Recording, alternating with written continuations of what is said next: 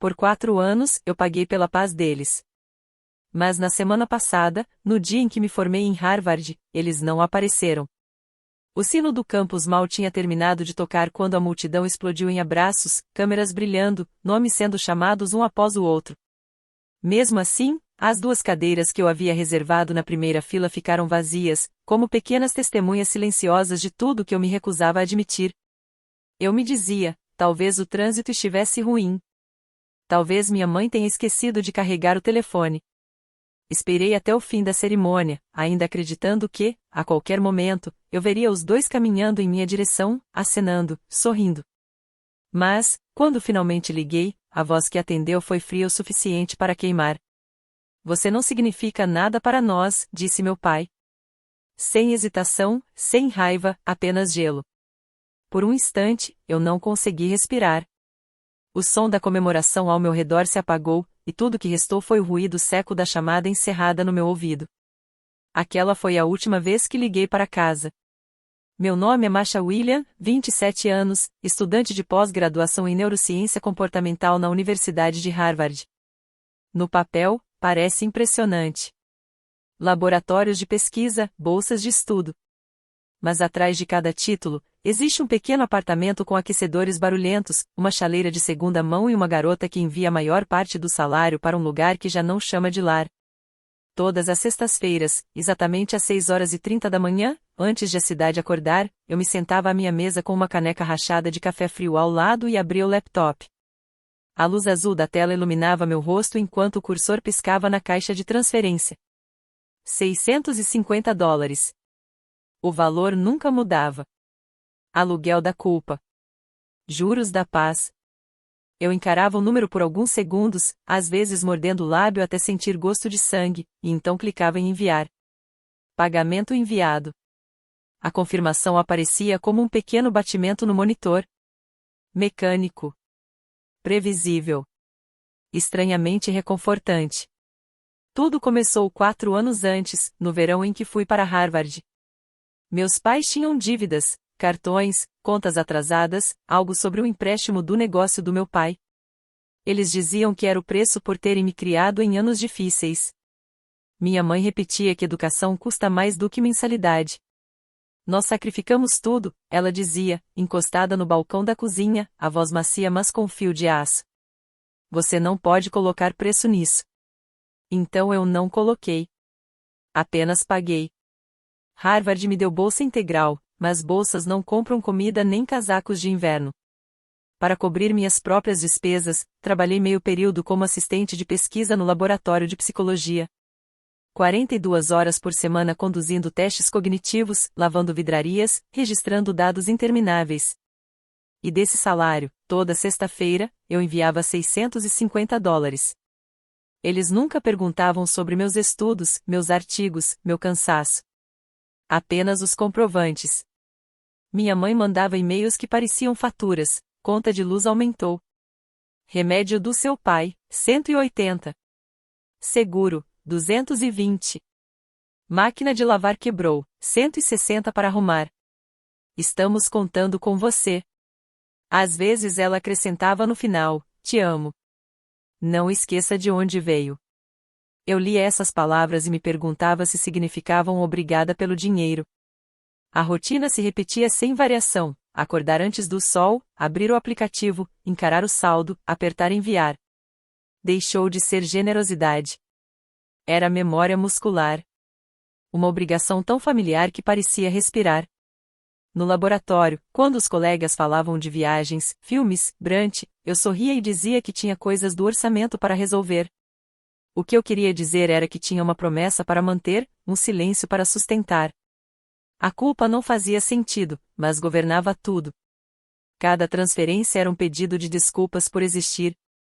Às vezes, eu me pegava fazendo contas automaticamente: quanto poderia ter economizado, quantas horas de sono perdi, quantos jantares pulei para nunca atrasar um pagamento. Eu me convenci de que estava tudo certo, que isso era retribuição, que filhas boas devolvem, que talvez, se eu desse o suficiente, eles finalmente me perdoassem por eu ter nascido inconveniente. Uma vez, tarde da noite no laboratório, eu disse ao meu supervisor, Dr. Patel, que não podia ir à conferência. Ela franziu a testa. Mas a bolsa cobre tudo. Eu apenas respondi que não podia ficar fora naquele fim de semana. Era mentira. Aquele fim de semana era a primeira sexta-feira do mês, o dia do aluguel deles. A transferência não podia atrasar. A culpa tem seu próprio calendário. Meu telefone guardava a cada transação como um diário de obediência. Transferência confirmada. $650 para Ellen e Robert William. Cada linha um pulso. Cada linha prova de que eu ainda pertencia a algum lugar, mesmo que esse pertencimento fosse unilateral. Uma vez eu quase parei. Era janeiro, frio cortante. Minhas mãos estavam rachadas da caminhada até o campus. Eu tinha acabado de receber a restituição do imposto, um dinheiro extra que eu precisava desesperadamente para comprar um casaco de inverno. Em vez disso, sentei à mesa e encarei a tela por quase uma hora. Meu dedo pairava sobre o botão a enviar. Então o e-mail da minha mãe chegou. Ele voltou a tossir. Os remédios são caros. Por favor, não nos decepcione. Então eu não decepcionei. Apertei enviar. Pagamento enviado. O som da confirmação soou como uma porta se fechando. Nesses momentos, eu tentava me convencer de que aquilo era amor. Amor quieto, invisível, responsável. Mas no fundo, eu sabia que não era. Era culpa, rotina, e esperança de que um dia eles me vissem como algo além de um acidente. Essa frase ecoava dentro de mim como algo impossível de silenciar. Eu me lembrei da primeira vez que ouvi a palavra acidente. Eu tinha 12 anos, sentada na escada depois da hora de dormir, ouvindo meus pais discutirem. A voz do meu pai, cansada e amarga, nós não estávamos preparados para ela. Ela foi um erro. Minha mãe não negou. Apenas disse, fizemos o que pudemos. Talvez a dívida tenha começado ali. E agora, anos depois, eu ainda tentava pagá-la, $650 por vez. Todas as semanas, o mesmo ritual, previsível como o nascer do sol. Clicar. Confirmar. Fechar. Eu raramente pensava no que eles faziam com o dinheiro. Só pensava no que aconteceria se eu parasse. Talvez eles ligassem. Talvez me xingassem. Talvez me cortassem de vez. E de alguma forma, isso parecia pior do que sangrar por eles. Nas manhãs após cada transferência, eu sentava à mesa pequena da cozinha, vendo a luz da manhã atravessar a caneca de café, e sussurrava, esta será a última vez. Nunca era. As pessoas acham que abuso soa como grito, mas às vezes soa como obrigada.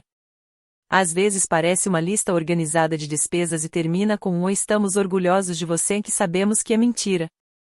Toda sexta-feira, enquanto o mundo lá fora mudava, estações, alunos, rotinas, meu ritual permanecia. Ele dava estrutura ao meu caos, ritmo à minha culpa. Pagamento enviado. 3 palavras que significavam que eu podia respirar de novo. 3 palavras que significavam que eles ainda precisavam de mim. Eu não sabia então que a paz que eu estava comprando era falsa. Que da próxima vez que eu abrisse o aplicativo bancário, não seria para enviar dinheiro, mas para parar. Apesar de tudo, eu ainda tentava manter a conexão. Eu me convencia de que o amor verdadeiro não desaparece, só precisa de paciência, prova e tempo. Então eu enviava fotos, a biblioteca de Harvard ao pôr do sol, o rio Charles congelado, meu grupo de pesquisa em volta de um quadro branco cheio de equações. Eu escrevia, achei que gostariam de ver onde passo a maior parte dos meus dias, como se estivesse falando com pais que se importavam. Quase nunca havia resposta. Às vezes minha mãe mandava um emoji de joinha ou ocupada, falamos depois. Eu insistia. Parte de mim acreditava que o silêncio não era rejeição, apenas hesitação, que eles estavam esperando o momento certo para dizer que estavam orgulhosos. Quando a universidade enviou os convites para a formatura, eu escrevi o e-mail para eles com cuidado, reescrevendo 5 vezes antes de enviar. A cerimônia será no sábado às 10 horas. Reservei 2 lugares na primeira fila em meu nome. Por favor, venham. Significaria o mundo para mim. Eu hesitei diante do cursor piscando, como se ele pudesse me avisar do erro. Sabia que estava me preparando para a mesma decepção de sempre. Mas ainda assim, A parte que queria ser filha de alguém apertou enviar. A resposta chegou no dia seguinte. Apenas 2 palavras, vamos ver. Não era assim. Mas também não era não ponto e naquele mundo frágil que eu havia construído ao redor da esperança, vamos ver foi o suficiente. Eu reli aquelas palavras várias vezes, imaginando o que elas poderiam significar de verdade. Talvez eles estivessem planejando algo especial. Talvez quisessem me surpreender. Talvez só não quisessem estragar o momento dizendo demais. Naquela semana, eu caminhei pelo pátio de Harvard de um jeito diferente. Cada prédio parecia mais suave, como se fizesse parte de um filme sobre reconciliação. O sino da torre soava menos solitário. Até o vento frio de Boston parecia gentil. Eu me permiti imaginar o momento, eu caminhando até o palco, com o capelo e a beca, procurando pela plateia até encontrá-los. Meu pai com seu casaco cinza gasto. Minha mãe segurando o celular alto para gravar. Os dois sorrindo com lágrimas nos olhos. Eu quase podia ouvir sua voz, é a nossa garota. Comprei até um pequeno broche de flor vermelha de um vendedor perto da Harvard Square. Meses antes, eu tinha comentado com minha mãe que usaria algo chamativo, para que pudesse me encontrar facilmente na multidão. Ela não respondeu, mas eu mantive a ideia. Guardei a flor prensada entre páginas do meu caderno até o dia chegar. À noite, quando o cansaço do laboratório embaçava minha visão, eu fechava os olhos e via aquela cena como uma promessa, eu atravessando o palco, eles me esperando, anos de distância se desfazendo em um único segundo orgulhoso e impossível. Eu ainda acreditava. O orgulho passa, eu sussurrava para mim quando a dúvida aparecia. Talvez, só por um dia, o amor vença o ressentimento. Essa crença, frágil como o vidro, foi o que me manteve de pé quando a cerimônia finalmente chegou. Na manhã da formatura, o dia amanheceu com uma luz suave, dourada, do tipo que faz tudo parecer mais limpo, mais gentil, quase cinematográfico. O pátio de Harvard já estava cheio quando eu passei pelos portões. Filas de cadeiras se estendiam pelo gramado. Bandeiras rubras pendiam dos prédios de tijolos antigos, e a torre do sino deixava ecoar um toque profundo que vibrava sobre a multidão. O palco estava decorado com flores. Os professores, com suas becas coloridas, conversavam e riam entre si. O ar tinha cheiro de chuva leve e papel novo. Minhas mãos tremiam quando ajustei meu cabelo. Eu disse a mim mesma que era entusiasmo, não nervosismo. A flor vermelha presa ao meu traje brilhava contra o tecido escuro, um símbolo pequeno e teimoso de fé de que meus pais me encontrariam entre milhares de pessoas. A cerimônia começou com aplausos vindos de todos os lados. Famílias agitavam bandeiras, erguiam cartazes, gritavam os nomes de seus filhos com um orgulho tão grande que parecia encher o ar. Câmeras piscavam como pequenos batimentos. Em algum lugar, uma garotinha gritou quando o nome do irmão foi chamado e a mãe ao lado chorava sorrindo. Eu sorri também, mesmo antes de chamarem meu nome. As 2 cadeiras que eu havia reservado na primeira fila, fileira C, assentos 12 e 13, continuavam vazias. Eu disse a mim mesma que eles estavam apenas atrasados. Talvez trânsito. Talvez tenham parado para pegar um café. Talvez tenham se perdido entre os portões do campus. Eles veriam. Eles tinham que vir. Enquanto o reitor lia os nomes, meu olhar percorria a plateia. Cada mulher de vestido azul, cada homem de casaco cinza, eu estudava cada rosto, esperando ver o deles. Nunca eram eles. Quando meu nome finalmente foi chamado, o som dos aplausos ao meu redor parecia emprestado, alto demais para alguém como eu, e ao mesmo tempo, não dirigido a mim. Ainda assim, eu avancei. O sol bateu no meu rosto quando estendi a mão para receber o diploma. O reitor apertou minha mão com calor. E as 2 cadeiras continuaram vazias. Parabéns, senhorita William, ele disse. Harvard se orgulha de você. Por um momento, quase acreditei que isso bastava. Virei-me para a plateia, levantando o diploma só um pouco, fingindo, para a foto, que eu tinha encontrado meus pais entre a multidão. As cadeiras continuavam vazias. O flash disparou e meus olhos se encheram de água, mas não por causa da luz. Quando voltei ao meu assento, um professor do laboratório se inclinou e sussurrou, sua família ficou presa no trânsito. Eu hesitei, depois sorri de leve. Talvez? Ele assentiu com gentileza, como se aquela pequena palavra explicasse tudo. Após a cerimônia, o pátio se transformou em um mar de alegria. Estudantes posavam em grupos, jogavam os capelos para o alto, trocavam flores, estouravam garrafas de champanhe. Famílias riam e choravam, abraçando seus filhos. Por todos os lados havia braços entrelaçados, pais chorando sobre as becas de seus filhos, câmeras capturando tudo o que importava. Eu fiquei à parte de tudo isso, segurando meu diploma como algo frágil. A flor vermelha que eu tinha prendido à beca começava a murchar ao sol. Pensei em procurar um fotógrafo oficial, mas que foto eu faria? Eu, sozinha, contra o fundo da felicidade de outras pessoas. Então caminhei até a borda do pátio, onde a multidão diminuía. O último toque do sino ecoou sobre a grama. Para muitos, era o começo de uma nova vida. Para mim, soava como um fim. Sentei em um muro baixo sob uma árvore. Meu celular vibrou na bolsa, me assustando.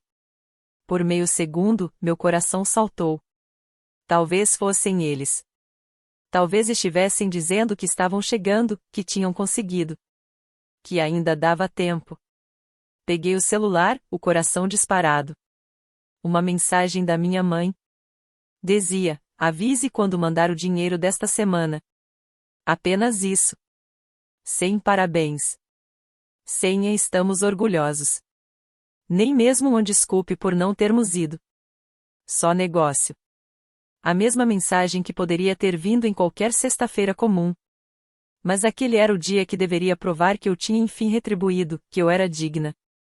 Fiquei olhando para a tela até as letras desfocarem. Ao meu redor, uma garota ria enquanto seus pais lhe entregavam um buquê maior que o diploma. Outra garrafa estourou. Um pai ergueu a filha nos ombros para uma foto.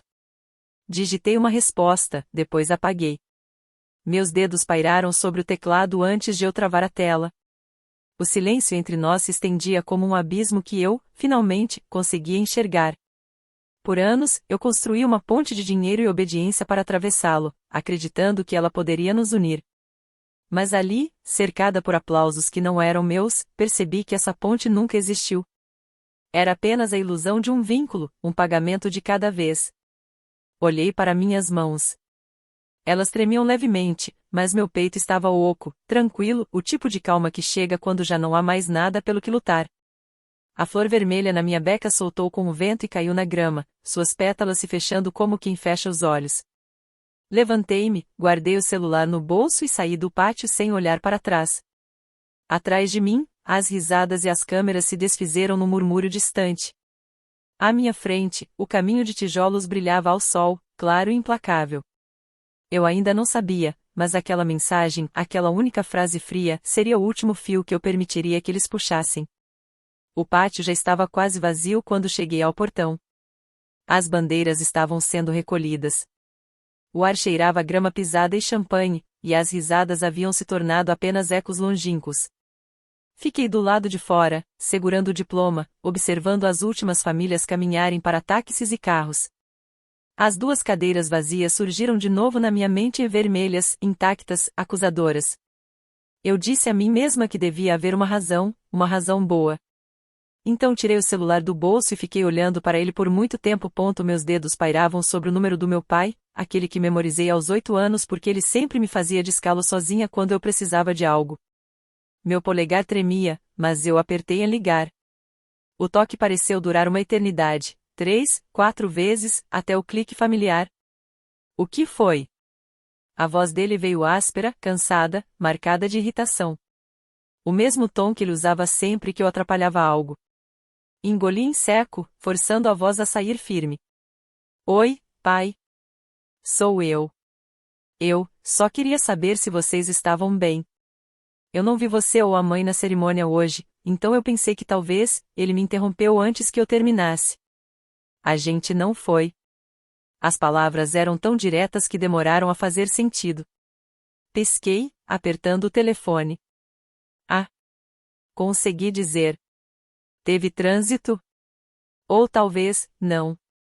Ele cortou de novo, seco. A gente não estava com vontade. Algo dentro de mim se rompeu como um fio esticado demais. Vocês, não estavam com vontade? Ele suspirou pesado, como se minha dúvida fosse inconveniente. Estamos cansados, Masha. Sua mãe está com enxaqueca. Além disso, é só uma cerimônia. Você já conseguiu o diploma. Qual é o sentido de ficar sentado lá por horas? Você acha que isso te torna especial? Minha garganta apertou. Não é sobre ser especial, respondi baixo. É Harvard, pai. Eu só queria que vocês estivessem lá. Eu queria, ele me cortou pela terceira vez, agora com uma frieza familiar, quase impaciente. Você queria. Você sempre acha que tudo é sobre o que você quer. Você não entendeu ainda? Você não significa nada para nós, Masha. Pare de fingir que essa família ainda existe. E então a linha caiu. Sem gritos, sem raiva, apenas o clique final. Fiquei parada ali, imóvel. A brisa puxava minha beca contra minhas pernas. O diploma escorregou um pouco na minha mão. Minha boca estava aberta, mas nenhum som saía. Ao meu redor, o mundo continuava normalmente, gargalhadas de estudantes, uma porta de carro batendo, o barulho da rua além dos portões. O sino da torre soou uma vez, grave, prolongado. Eu queria gritar, mas o som ficou preso entre minhas costelas e minha garganta. Olhei para a tela escura do telefone, o contador mostrava 0h43. 43 segundos para destruir 4 anos de crença. Fiquei ali até o pátio esvaziar, até restarem apenas passos distantes e o som de alguém varrendo o chão. A luz da tarde ficou dourada, bonita demais para o que eu sentia. O vento levantava a barra da minha beca. No ar, havia cheiro de chuva. Um copo de papel rolou pelo chão e bateu no meu sapato. A frase dele se repetia na minha cabeça, como uma gravação cruel: você não significa nada para nós. Eu deveria ter chorado. Era isso que as pessoas fazem quando o mundo desaba. Mas nada veio. Nem lágrimas, nem raiva. Apenas um vazio silencioso, como que resta depois de uma tempestade que já levou tudo. Eu não chorei. Eu só comecei a tremer. Primeiro as mãos, depois os braços, um tremor constante, como um pós-terremoto. Respirar doía. Caminhei lentamente até o portão de ferro, aquele que todo aluno de Harvard atravessa 2 vezes, uma quando chega, outra quando vai embora. Olhei para trás, o palco, as cadeiras vazias, restos de flores esmagadas na grama. Por 4 anos, eu acreditei que esse momento curaria algo. Em vez disso, ele quebrou o último pedaço de mim que ainda acreditava em casa. Meu reflexo apareceu na janela de um prédio, batom apagado, olhos vazios. Uma estranha usando uma fantasia emprestada. Pessoas passavam ao meu lado sem notar. Elas tinham famílias esperando, jantares, risos para dividir. Eu não tinha mais nada disso. Tinha um telefone cheio de mensagens não respondidas e uma voz ecoando na minha cabeça.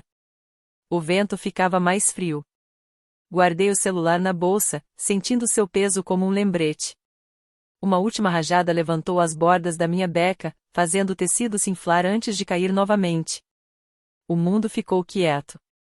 Atrás de mim, os sinos começaram a tocar outra vez, marcando mais 1 hora, mais um fim. Fiquei ali escutando o som desaparecer, sabendo que, em menos de 1 minuto, eu iria me afastar da versão de mim que ainda acreditava que eles se importavam.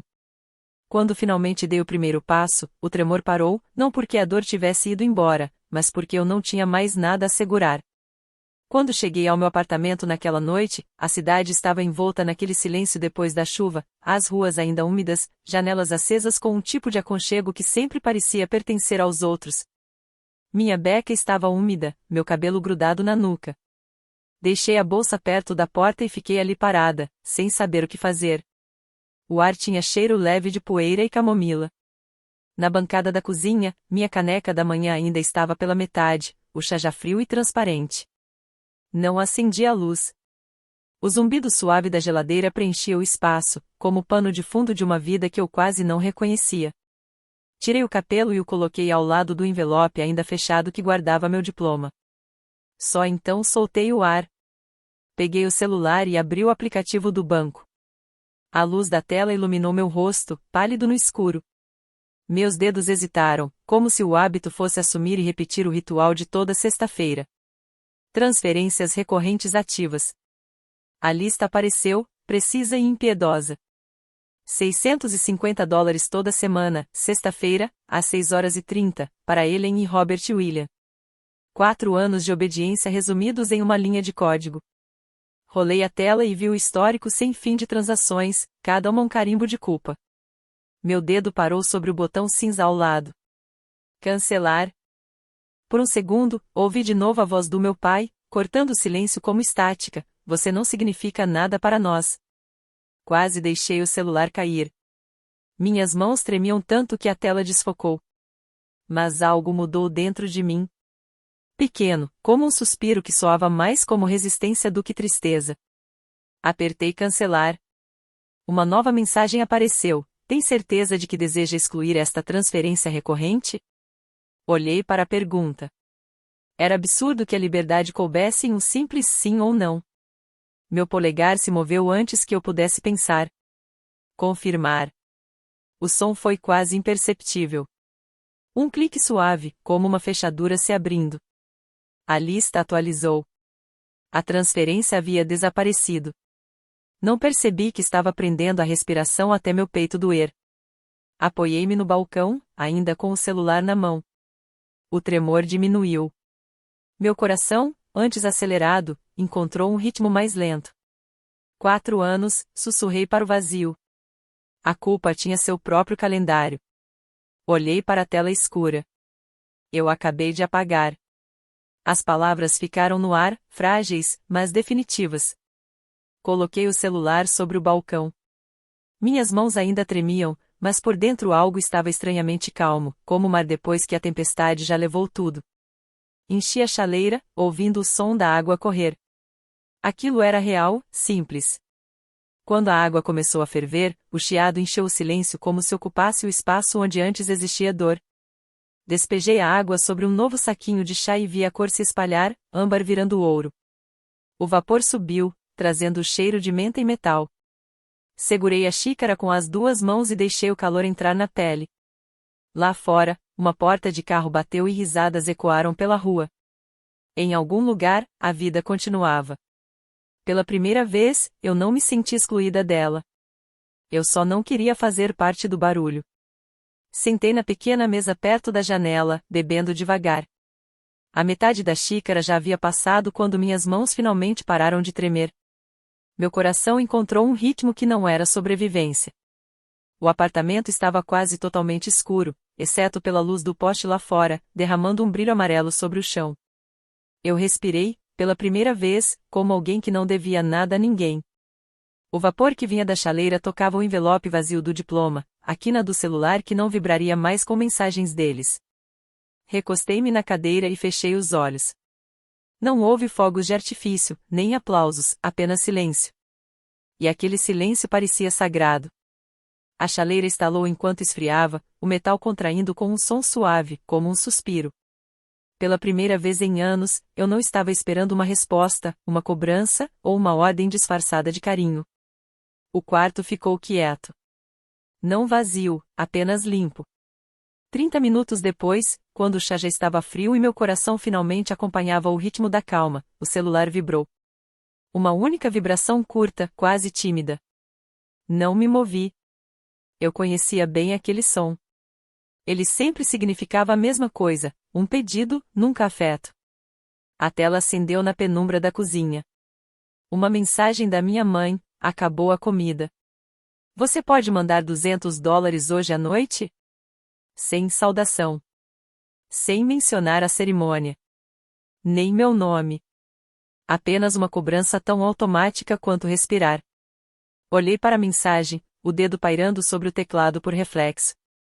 Durante anos, aquele momento era minha deixa para agir, abrir o aplicativo, enviar, comprar paz antes que o conflito começasse. O velho instinto vibrou dentro de mim, familiar. Mas algo tinha mudado. Talvez tivesse sido o eco da ligação do meu pai. Ou a imagem das 2 cadeiras vazias. Ou o som do sino celebrando a vitória de outras pessoas, não a minha. O que quer que fosse, segurou minha mão. Reli devagar: acabou a comida. As palavras pareciam quase inocentes. Mas o que eu ouvia por trás delas era: você nos deve.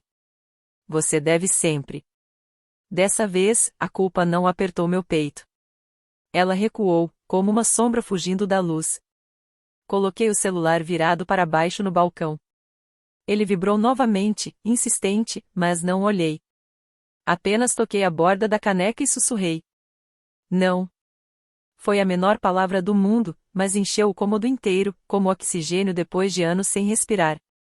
Foi a primeira vez, murmurou minha própria voz, firme. Eu não comprei paz. Fui até a janela e a abri. O ar frio da noite entrou, cortante, com cheiro de asfalto molhado. Lá embaixo, Cambridge estava silenciosa, os postes refletindo poças como pequenos espelhos quebrados. Saí para a varanda, abraçando meus braços. A cidade fazia um ruído distante, um ônibus, uma sirene, mas ali, comigo, só havia o vento.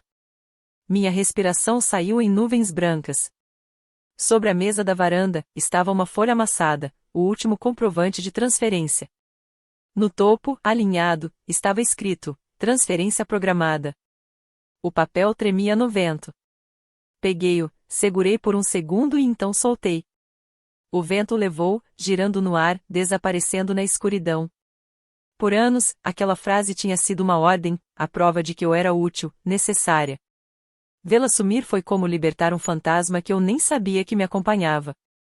Fiquei ali, olhando as luzes da cidade se transformarem em uma linha dourada contínua. Imaginei meus pais sentados à mesa, esperando por um som que não veria. O ping de uma transferência. A confirmação da minha lealdade. Pensei se eles sentiriam a falta imediatamente. Se perceberiam o vazio como eu percebi agora. Talvez sim, talvez não. Mas, pela primeira vez, isso não importava. O vento soprou outra vez, puxando levemente meus braços, trazendo consigo um cheiro de algo puro, chuva, menta e liberdade. Foi naquela noite e sussurrei, encostada no corrimão. A culpa morreu. Uma semana depois, quando o silêncio já tinha virado paz, meu nome começou a circular na internet. Começou de forma inocente, algumas notificações, mensagens de antigos colegas que eu não via há anos, uma sensação vaga de que algo estava se movendo por baixo da superfície. Então, naquele domingo de manhã, enquanto eu corrigia provas na mesa da cozinha, eu vi um post no Facebook de Ellen e Robert William, meus pais. A miniatura do vídeo mostrava os dois sentados juntos no sofá da casa onde cresci. O tecido floral já desbotado, a foto de família torta ainda pendurada atrás deles. O título me gelou. Nossa filha nos abandonou depois de Harvard. Por um instante, achei que fosse brincadeira. Cliquei.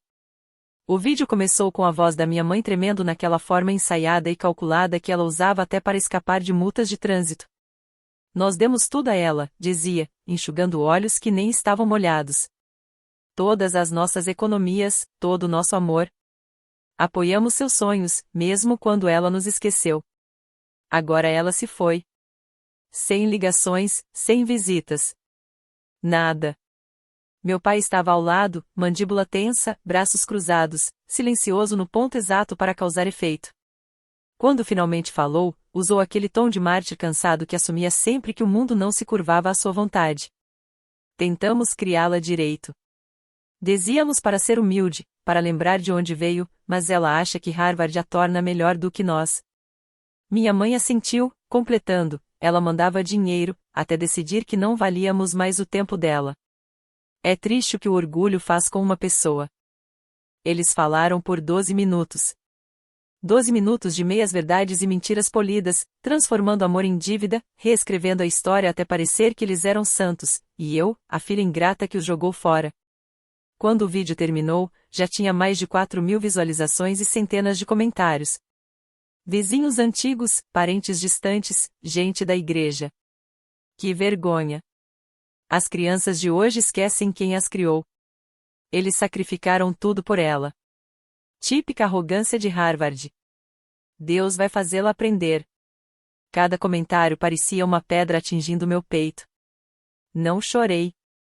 Apenas fiquei ali, olhando, como quem assiste a um acidente em câmera lenta, incapaz de desviar o olhar, mesmo enquanto algo essencial dentro de mim se partia. Ignorei meu telefone o resto do dia, mas as notificações continuaram. Mensagens, ligações perdidas, até e-mails de pessoas que eu mal lembrava. Todos queriam uma explicação, uma reação. Não dei nenhuma. 2 dias depois, o telefone vibrou de novo. Desta vez, um nome que eu não via há anos. Bem, meu irmão mais novo. Você não está sozinha, dizia a mensagem. Eu também estou pagando. Meu coração apertou. Respondi na hora: o que você quer dizer? Ele contou que nossos pais haviam dito a ele que estavam afogados em dívidas e que eu havia parado de ajudar. Ele mandava $300 por semana, há 2 anos. Fiquei olhando para a tela, o coração acelerado. Respondi: eles disseram a mesma coisa sobre você. Que você se recusou a ajudar. Que eu era a única ainda leal. A bolinha de digitação do bem aparecia, sumia, voltava. Por fim, ele escreveu: achei que, se eu continuasse ajudando, eles me amariam de novo. Achei que iam me perdoar por eu ter ido embora. Eu também. E ali estava. A verdade é que nenhum dos dois tinha coragem de dizer. Por anos, nós financiamos um fantasma, pagando aluguel de uma relação que já tinha queimado há muito tempo. Ligamos naquela noite. A última vez que eu tinha ouvido sua voz, ele ainda estava na faculdade, cheio de esperança. Agora, sua voz carregava o mesmo cansaço que eu reconhecia na minha. Achei que, quando você se formasse, eles iam mudar, ele disse baixinho. Achei que iam finalmente ver o que você conquistou. Eu suspirei. Eu pensei o mesmo. Mas eles não vieram. Nem tentaram. Ficamos um tempo em silêncio. Depois, Ben deu uma risada amarga. Acho que eles só encontraram um jeito novo de ganhar dinheiro, pena. Doeu ouvir, porque era verdade. Nessa noite, falamos até depois da meia-noite, juntando lembranças como peças de um quebra-cabeça. Percebemos o padrão, como nossa mãe usava a culpa como moeda, como nosso pai transformava silêncio em arma, como alimentavam mentiras entre nós para nos manter competindo por um amor que nunca foi real. Eles fizeram a gente se sentir como salvadores, disse Ben. Mas, na verdade, éramos só a fonte. Na manhã seguinte, a história começou a mudar. Alguém, ninguém sabia quem, postou uma gravação antiga, sem edição, da transmissão do Facebook. Nela, a encenação falhava. Meu pai, achando que a câmera estava desligada, se inclinava para trás e murmurava: ela não significa nada para nós.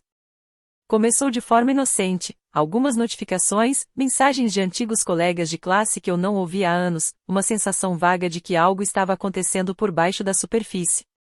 Então, naquela manhã de domingo, enquanto eu corrigia trabalhos na mesa da cozinha, eu vi uma postagem no Facebook de Ellen e Robert William, meus pais.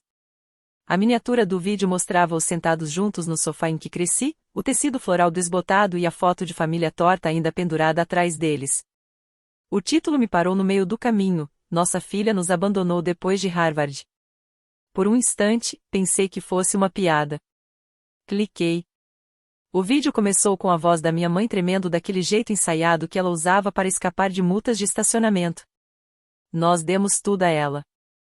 Ela começou a secar os olhos que nem estavam molhados. Todas as nossas economias, todo o nosso amor. Nós apoiamos os sonhos dela, mesmo quando ela nos esquecia.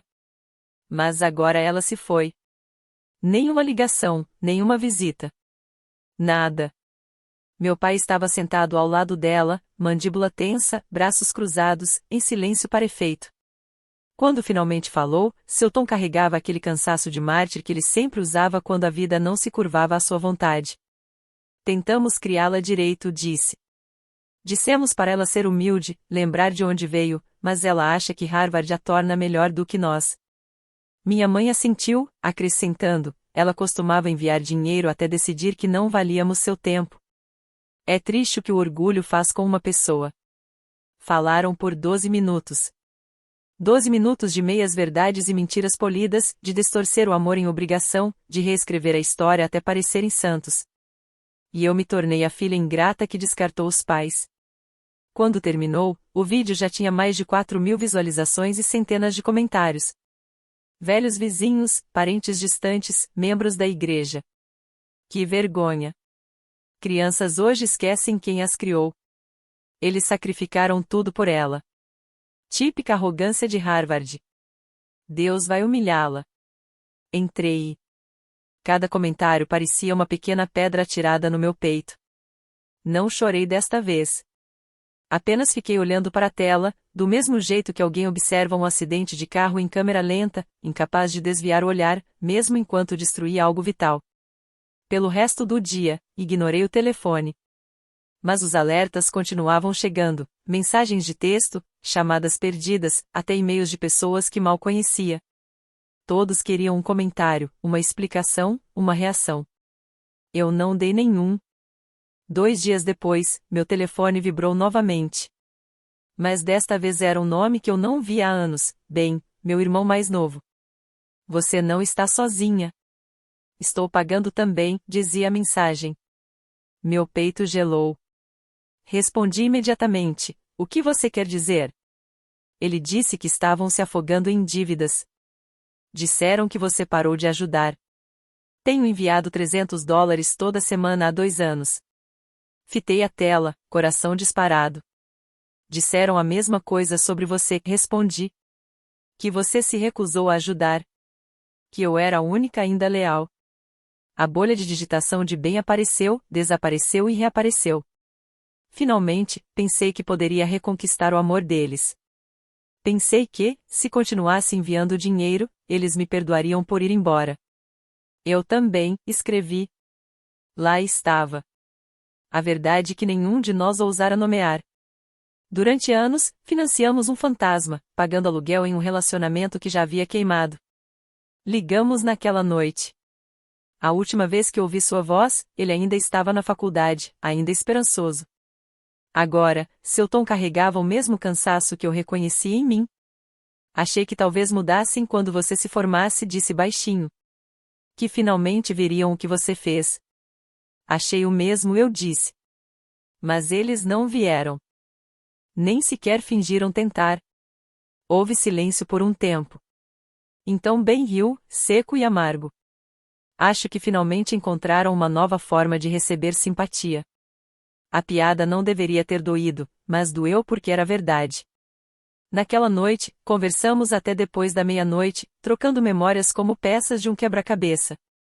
Montamos os anos de manipulação, a forma como minha mãe usava a culpa como moeda, como meu pai transformava o silêncio em arma, as mentiras que nos alimentavam para nos manter competindo por um afeto que nunca existiu. Eles nos faziam sentir salvadores, disse Ben.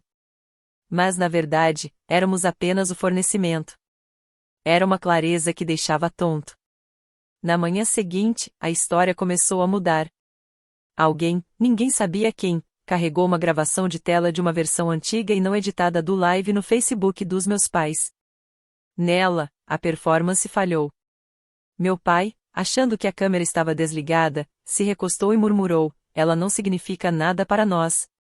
Pare de fingir que esta família ainda existe. Minha mãe não se mexeu. Apenas assentiu e disse: então corte essa parte antes de postar. O vídeo tinha apenas 14 segundos, mas se espalhou como fogo.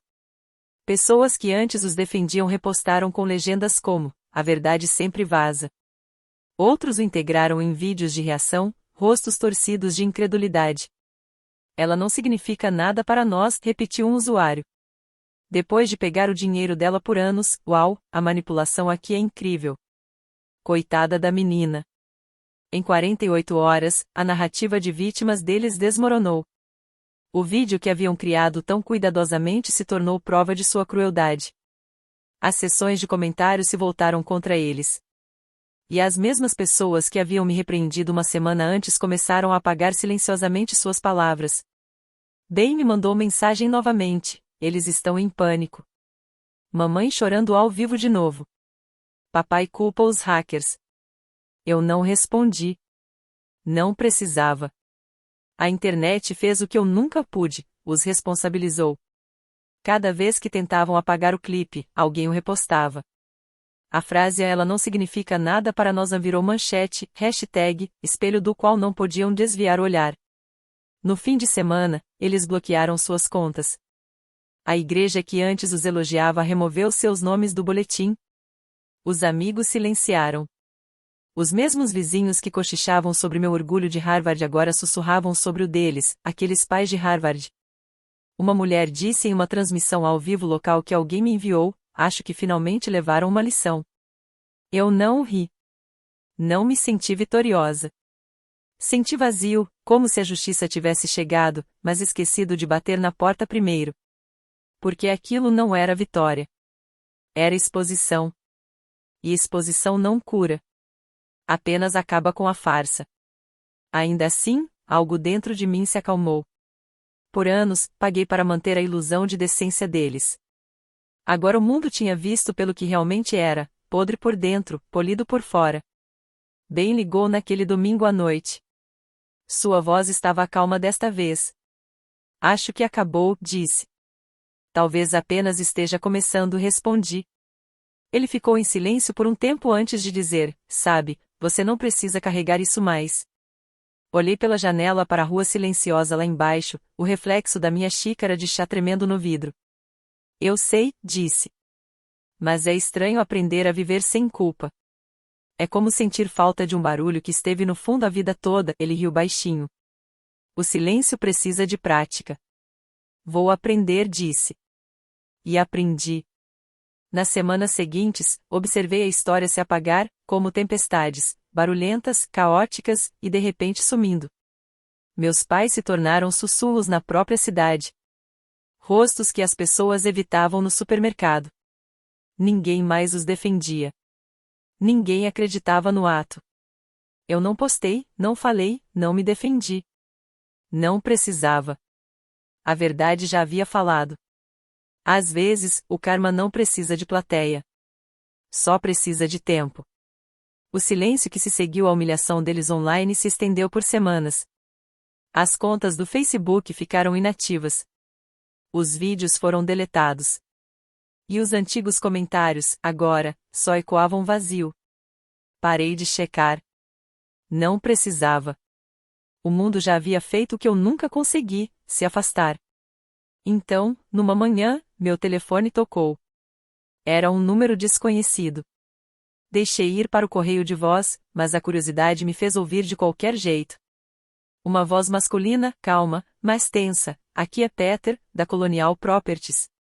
Tenho tentado falar com seus pais sobre o aluguel do apartamento. Estão com 2 meses de atraso. Disseram que você normalmente cuida disso. Ele fez uma pausa e acrescentou quase desculpando-se: só queria confirmar antes de abrir o processo de despejo. Fiquei na cozinha, telefone ainda no ouvido, o vapor do chá subindo em espirais para o teto. Quando ele ligou novamente à tarde, atendi. Senhorita William? Sim. Desculpe incomodar, disse, abaixando a voz. Mas seus pais me deram seu número. Insistiram que você cuidaria do pagamento hoje. Só queria confirmar se está correto. Fechei os olhos e respirei devagar. Não mais, disse baixinho. Houve uma pausa, longa, estranha, como se ele não soubesse o que fazer com minha resposta. Entendido, finalmente disse. Obrigado por esclarecer. Quando a ligação terminou, não senti triunfo, apenas finalidade. Uma semana depois, o boato começou a se espalhar. Na pequena cidade onde cresci, as notícias correm mais rápido que o correio. Um dos amigos de Ben ainda morava lá e me enviou uma mensagem curta: eles estão sendo despejados. Vizinhos dizem que estão arrumando as coisas em sacos de lixo. Algumas horas depois, outra mensagem chegou: as pessoas estão comentando. Alguém disse: aqueles pais de Harvard, hein? Acho que fingir não paga aluguel. Sentei-me na minha escrivaninha, lendo aquelas palavras várias vezes, absorvendo a ironia. Por anos, eles haviam desfilado minha educação como um troféu, vangloriando-se da filha de Harvard nas reuniões da igreja, usando minhas conquistas como moeda para sua imagem.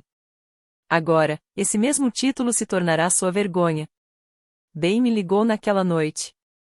Eu podia ouvir a incerteza em sua voz, a hesitação entre simpatia e alívio. Eles vão morar com a tia Clara, disse. Por enquanto, pelo menos. Ela concordou com isso? Ele suspirou. Não exatamente. Ela disse que poderiam ficar alguns dias até resolverem as coisas, mas acho que não está indo bem. Ele tinha razão. 2 dias depois, recebi um vídeo dele. Você precisa ver isso, dizia a mensagem.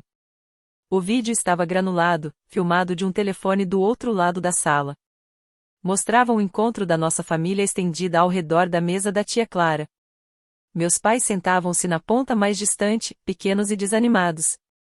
A atmosfera era pesada, aquele tipo de silêncio que parece esperar por uma tempestade. A voz do meu pai veio primeiro, mais suave do que eu jamais ouvirá. Está tudo exagerado, disse. A gravação online não era real. As pessoas distorceram nossas palavras. Minha mãe assentiu, olhos baixos. Nunca dissemos que ela não significa nada. Nós apenas estávamos com raiva. Vocês sabem como as crianças podem ser. Ela nos deixou. Já basta. A voz firme e inabalável da tia Clara cortou a sala. Vocês realmente acham que alguém aqui acredita nisso? A câmera se moveu ligeiramente, mostrando-a segurando o telefone. A tela brilhou em azul. Ela apertou play e, através do pequeno alto-falante, a própria voz do meu pai ecoou pela sala. Ela não significa nada para nós. Pare de fingir que esta família ainda existe. O som estava mais claro do que eu lembrava. Ninguém se mexeu. Meus pais congelaram. O rosto da minha mãe perdeu a cor e a boca do meu pai se abriu, mas nenhuma palavra saiu. O silêncio que se seguiu foi sufocante. Era possível ouvir o tic-tac do relógio ao fundo, o leve zumbido da geladeira, até a respiração nervosa de alguém. Então, de algum lugar na sala, uma voz rompeu, baixa, firme e definitiva. Se é assim que tratam sua filha, vocês não a merecem, disse um parente. Não foi gritado, não foi dramático, apenas a verdade. Meu pai piscou e olhou para as mãos. Minha mãe murmurou algo que eu não consegui ouvir. Então, lentamente, ambos se levantaram. Sem desculpas, sem lágrimas, apenas silêncio. Saíram da sala juntos, a porta rangendo ao abrir e fechar atrás deles. A gravação terminou ali, a tela se apagando para preto. Assisti 2 vezes, talvez 3, não porque quisesse vê-los humilhados, mas porque não conseguia acreditar que aquilo havia acontecido. Por tanto tempo, pensei que o orgulho deles fosse indestrutível. Ver desmoronar, não com raiva, mas com reconhecimento silencioso, foi surreal. Bem ligou momentos depois. Você viu? Sim. Agora eles estão em um motel, disse. Ninguém atende às ligações deles. Até a igreja os cortou. Pastor Lewis disse que eles precisavam refletir antes de voltar. Eu apenas assenti silenciosamente, embora ele não pudesse me ver. Por anos, sonhei com eles entendendo o que haviam feito. Eu imaginava-me diante deles, listando cada ferida, cada mentira, e vendo a percepção surgindo em seus olhos. Mas agora que a verdade havia vindo sozinha, não parecia vitória. Parecia fechamento, quietude, pesado, necessário. Mais tarde, naquela noite, sentei-me na minha escrivaninha, o apartamento envolto em escuridão, exceto pelo brilho tênue da cidade filtrando pelas persianas. Meu laptop ainda estava aberto, o vídeo pausado na saída deles, a porta meio fechada, suas silhuetas desaparecendo pelo corredor. Reclinei-me, expirando lentamente. Meu reflexo tremulava na tela, sobreposto ao deles. Às vezes o karma não precisa de plateia, sussurrei. Só precisava de tempo. As palavras ficaram suspensas no ar, firmes como um batimento cardíaco. Lá fora, a chuva começou a cair, batendo suavemente na janela.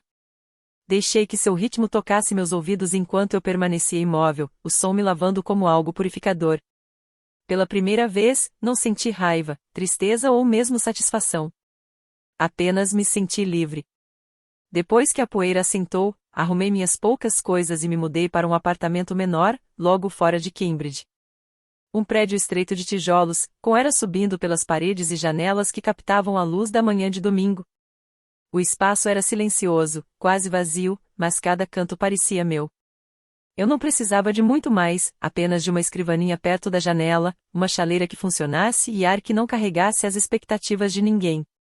As primeiras semanas passaram em um ritmo estranho. Eu dava aulas de meio período na Harvard Extension School, Introdução à Psicologia Comportamental. A ironia não me escapava, estar diante de uma turma explicando trauma, resiliência e desamparo aprendido enquanto eu ainda aprendia a respirar sem culpa. Mas os estudantes eram diferentes daqueles que eu conhecera antes. Mais velhos, mais humildes, famintos por mudança. Não estavam ali por prestígio ou títulos, estavam ali porque a vida lhes disse não e eles queriam encontrar um jeito de dizer assim novamente. Reconheci aquela fome. Era a mesma que me mantivera viva. Todas as noites, eu caminhava de volta pelo Harvard Square, passando pelo cheiro de café e livros antigos. A cidade que antes me fazia sentir pequena agora parecia humana novamente. Passava pelo mesmo banco perto do portão do campus, onde eu estivera no dia da formatura, esperando por pessoas que nunca vieram. E pela primeira vez, não desvio o olhar. Apenas acenei para ele silenciosamente, como reconhecendo um fantasma que finalmente parou de me assombrar. Numa sexta-feira à noite, enquanto as últimas folhas de outono espalhavam-se pelo calçamento, alguém bateu na minha porta. Quando abri, Ben estava ali, segurando uma sacola de compras em um braço e um pequeno buquê de margaridas no outro. Você ainda gosta de bolo de chocolate? Perguntou. Sorri. Aquele que começa pequeno e meio ruim. Você se lembrou? Mais ou menos, estava em promoção. Ele sorriu, entrando. O apartamento logo se encheu do cheiro de cobertura e risadas. Comemos na minha pequena mesa perto da janela, o som do trânsito da cidade humilhando suavemente sob nossas vozes. Ben olhou ao redor, assentindo devagar. Esse lugar combina com você. É calmo. Gosto do silêncio, respondi. Ninguém gritando, ninguém contando pontos. Ele hesitou, depois disse suavemente, você parece mais leve. Despejei mais chá para ele. Talvez eu finalmente tenha parado de carregar o que não era meu. Por um tempo, comemos em silêncio, aquele tipo confortável que só vem depois de anos de mal-entendidos. Quando terminou sua fatia, Ben recostou-se e disse, meio sorrindo, sabe, finalmente nos formamos deles. Pisquei, o quê? Ele gesticulou ao redor da sala. Nós, a liberdade. Passamos anos conquistando diplomas, buscando aprovação, pagando por um amor que nunca existiu. Mas isso aqui, acenou com o garfo, essa é a formatura de verdade. O dia em que paramos de tentar passar no teste deles. Ri baixinho, o som preso na garganta. Você está certo. Nos formamos 2 vezes. A frase ficou comigo muito depois de ele dizê-la. Mais tarde naquela noite, depois de lavar a louça e a cidade silenciar, encontrei-me na minha escrivaninha, olhando para a prateleira acima dela. Meu diploma de Harvard repousava ali, emoldurado, ao lado de um pedaço de papel que eu guardava desde então, o último comprovante impresso dos meus pagamentos. As palavras "a transferência programada" ainda eram visíveis no topo, embora a tinta estivesse um pouco desbotada. Alcancei o papel e o rasguei ao meio, de forma limpa. O som foi nítido, satisfatório. Coloquei os 2 pedaços lado a lado na prateleira, ao lado do diploma, 2 metades de uma história, o preço de pertencer e o custo de se libertar. Na manhã seguinte, Ben voltou com um caderno. Colocou-o na mesa com cerimônia fingida. Ok, me escuta, disse, abrindo-o, e se começássemos algo juntos? Levantei uma sobrancelha. Como o quê? Ele bateu na página. No topo, em sua caligrafia desleixada, estavam 2 palavras, limites e coragem. Sorri. Parece um livro de autoajuda. Ele riu. Não, uma bolsa para estudantes que foram cortados de suas famílias, mas continue, de qualquer forma. Sabe, pessoas como nós. Inclinei-me para a frente. Lendo suas anotações. Ele já tinha pensado em tudo, ideias de financiamento, critérios de inscrição, até o nome para o evento anual. A coragem de continuar. Começaremos pequeno, disse ele. $1.000 por ano, talvez 2. O suficiente para livros, aluguel ou apenas algum espaço para respirar. Um calorzinho se espalhou no meu peito. Você realmente acha que conseguimos? Ele deu de ombros. Por que não?